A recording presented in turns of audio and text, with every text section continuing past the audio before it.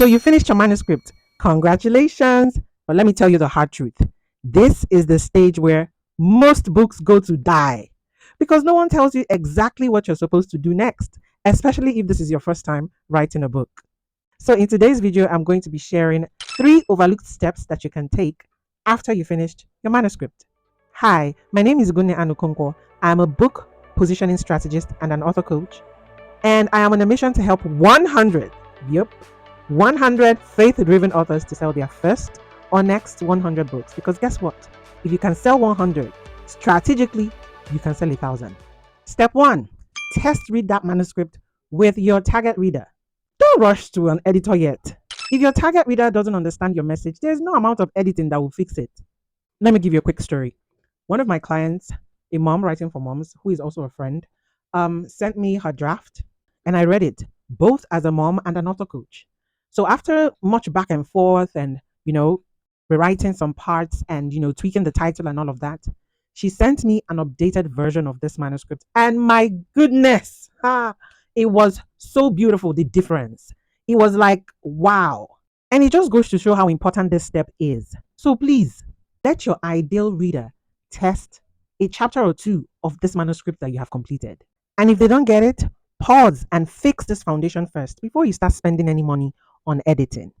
Number 2, write your elevator pitch.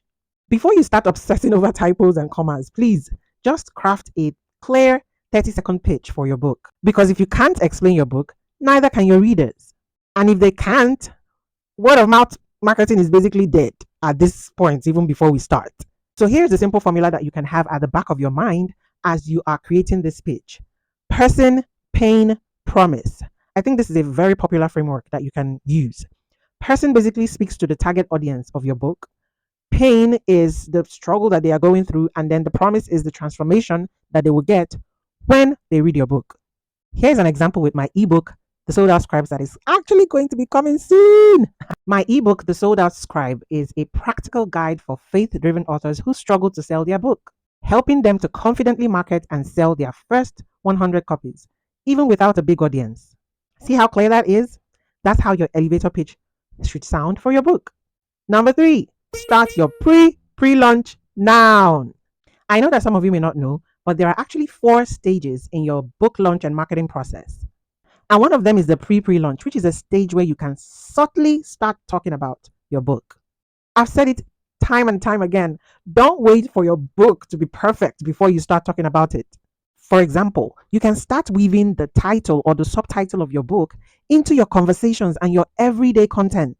Did you notice how I mentioned my ebook, The Sold Out Scribe, even inside this video? Exactly. That's intentional. And you can do the same for your book.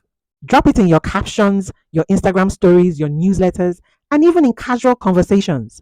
Plant the seed early so that by launch day, people are curious and actually excited and waiting for your book. So there you have it.